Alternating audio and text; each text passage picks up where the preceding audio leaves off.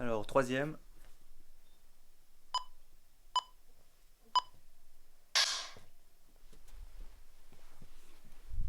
On peut dire encore quelques mots sur l'Inde, sur le sage en question dont on parlait. Oui, la dimension spirituelle de la Maillard, c'est pas à cela qu'on s'intéresse le plus, parce que c'est la grande voyageuse, l'écrivain voyageur. Mais il faut pas le négliger. Et alors, dans quelle mesure est-ce que ça, au fond, ça intervenait dans une amitié qu'on pouvait avoir avec elle? euh, il y avait donc la présence et le souvenir de son maître spirituel, qui était le Ramana Maharishi en Inde, et qui était mort, mais dont elle se sentait. euh, on sait que la transmission spirituelle joue un grand rôle. De cela, il est tout à fait clair qu'elle avait eu une des grandes lignes de sa vie, et elle continue à rencontrer, en particulier à Fleurier, avec avec la famille Hartung, qui sont en Suisse ceux qui ont maintenu cette tradition. Mais il est intéressant de savoir que dans la vie quotidienne, dans ce que vous pouvez vivre, si par exemple Ella Maillard elle venait me voir, par exemple, un temps j'habitais à Romain-Motier, elle est arrivée presque avec un air sévère, etc., en disant elle trouvait que la maison où je me trouvais, elle a dit, il n'y a pas des bonnes ondes ici. Et elle a eu raison, d'une certaine mesure. Ma femme était parfaitement d'accord avec elle, parce qu'elle trouvait aussi qu'on n'est pas resté longtemps parce qu'il n'y a pas des bonnes ondes. Et dans sa vie, il n'y avait pas seulement ce qui pouvait être une démarche spirituelle, je dirais, d'une transcendance telle que ça nous dépasse complètement, mais si elle était rentrée ici, elle aurait tout à fait senti si nous-mêmes, dans cette pièce, il y avait elle croyait fortement à ça. Donc la troisième dimension, ou bien la dimension, l'ailleurs, l'ailleurs est présent, et c'est très fort dans la moindre étape de sa vie. À côté de ça, il faut être extrêmement autoritaire. Une fois, elle allait chez ses amis de Fleurier, et ma femme et moi l'avons accompagnée en auto, et c'était un gel total. Et nous avions très peur, parce que pour aller à la maison des Hartung, où nous nous rendions, il fallait traverser un jardin qui était en complet verglas. Et alors ma femme a tenu Ella Maillard par le bras. Oh, oh, oh, oh, c'était épouvantable. C'était un geste, alors qu'elle n'a pas du tout accepté. Elle l'a rejeté, mais comme si on avait cherché à la blesser avec un couteau. Lui tenir le bras, c'était vraiment une injure à sa fermeté, qui était spirituelle, physique, et tout ce qu'on voulait.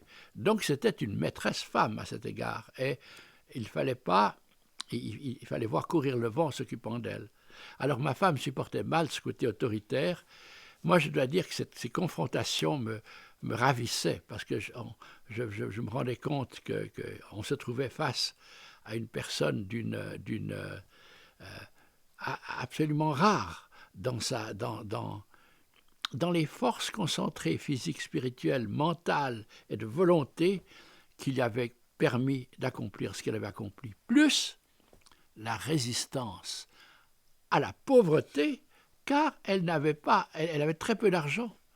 Et ça, c'est extrêmement suisse et un peu triste de penser qu'on peut laisser pendant de nombreuses années, je dirais entre son retour de l'Inde et la réédition de ses livres, on l'a laissé vraiment, je dirais, nager dans son jus, avec un grand respect pour la dame. Mais enfin, il y avait assez de banquiers à, à Genève pour être au courant de cette affaire et pouvoir trouver quoi que ce soit. Par la suite, l'aide est venue de grands voyageurs, mais organisés, comme Jacquard d'Artoux, et elle est devenue une accompagnatrice, mais pour raison alimentaire, ce qui évidemment n'est pas la chose la plus glorieuse, mais il fallait aussi vivre. Et alors, dans ce nouvel aspect des voyages, il a fallu une certaine maintenir une certaine grandeur à la fois intérieure et je dirais de nature, qu'elle a assumée avec une force qui, qui, euh, qui me stupéfiait. Mais les années où j'étais son éditeur et son compagnon à cet égard, jusque dans tous les détails de toutes les publications, elle a été, évidemment pour moi, dans une large mesure, mais pour elle aussi une période heureuse. Parce que c'était rare, extraordinaire, que cette héroïne des années 30 soit devenue une sorte de demi-déesse à la fin du XXe siècle.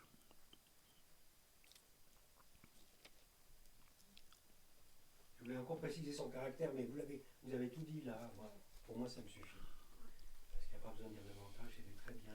Tu vois, ce genre de phrase qu'on peut isoler pour le générique. C'est très très bien.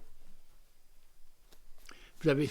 Oui. Est-ce que vers la fin de sa vie, vous l'avez connu Ah non, alors là, non. Vous savez, j'avais des relations tellement fortes avec les écrivains. C'était comme, parce que c'était pas, je sais pas, un éditeur, j'ai jamais eu de maison d'édition, enfin il y avait 24 heures, d'accord, mais mes propres éditions n'ont jamais eu une adresse, c'était notre adresse, c'était là. Donc les écrivains ils venaient, Bouvier a été souvent assis où vous êtes, donc il venait faire un saut de, et puis sa femme avait une petite maison après de Tournus, etc., donc on se voyait là, et tout ça faisait que les relations étaient très, très proches. Et alors, on peut pas... c'était bien, aussi longtemps que je publiais leurs livres. Les rescapés de la guerre de 14 qui se rencontrent 20 ans après, ça fait ricaner. Et d'ailleurs, ça explique aussi que je sois venu vivre ici.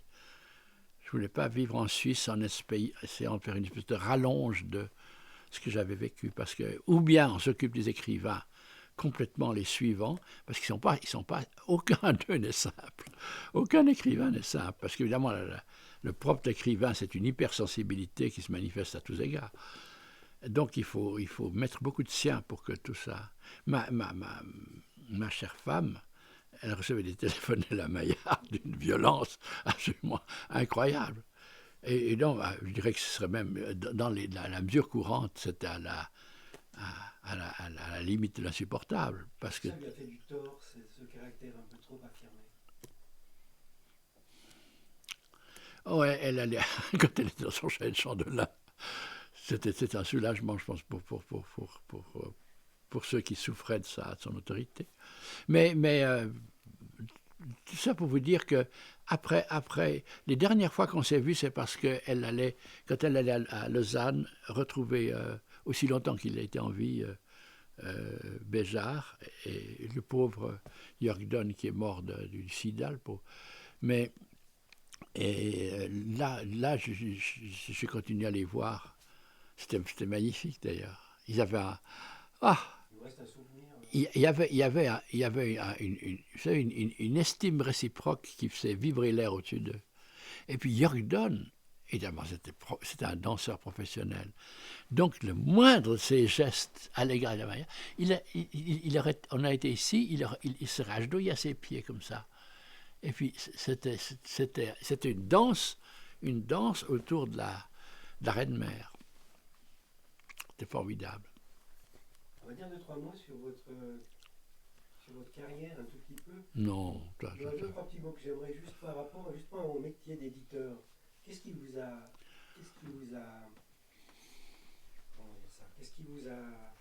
conduit à faire ce métier d'éditeur alors que vous étiez journaliste? Écoutez, j'ai écrit tout un bouquin pour expliquer ça qui s'appelle Une aventure appelée littérature romande. Ce qui fait qu'ayant dit tout ça, j'ai l'impression de me répéter si je dis quoi que ce soit. mais c'est simplement qu'ayant beaucoup voyagé, et puis étant très cosmopolite, parce que je suis à moitié suédois, puis mon grand-père et mon oncle étaient consuls d'Angleterre, etc., etc., puis j'ai fait du grec et du latin, tout ça, et puis j'ai voyagé depuis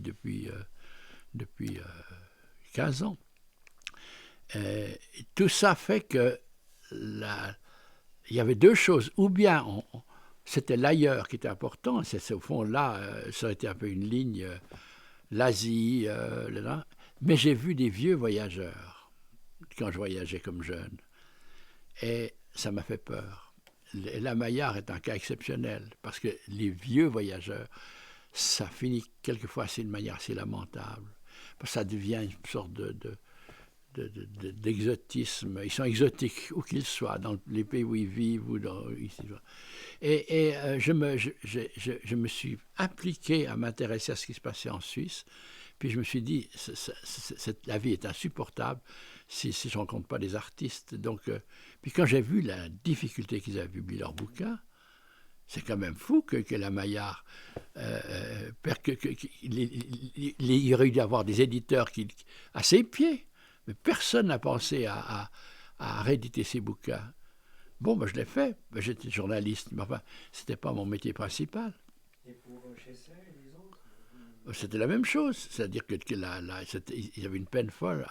Il a créé des revues littéraires qui ont disparu au bout d'une année, etc. Donc il fallait créer la continuité. La continuité, il fallait suivre un certain nombre d'écrivains dont je pensais qu'ils étaient vraiment au fond, qui avaient misé vraiment leur vie sur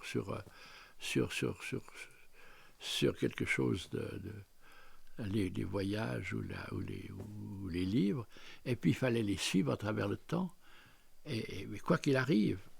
Et puis, il se trouve qu'évidemment, que maintenant, les écrivains dont j'ai occupé sont tous dans le petit Larousse. Donc, je me dis, c'est la preuve que j'ai fait quelque chose, parce que Boisard est dans le Petit Larousse, Chessé dans le Petit Larousse, Bouvier dans le Petit Larousse, Corinne Abille dans le Petit Larousse, Agnès Gobetti dans le Petit Larousse, Chapa dans le Petit Larousse.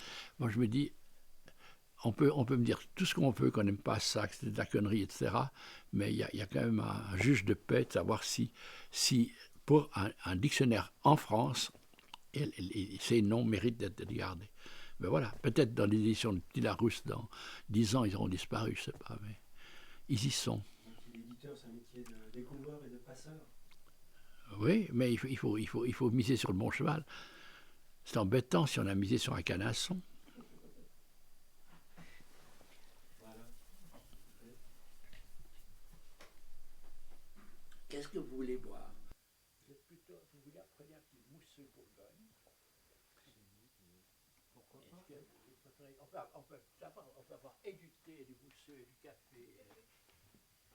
Qu'est-ce que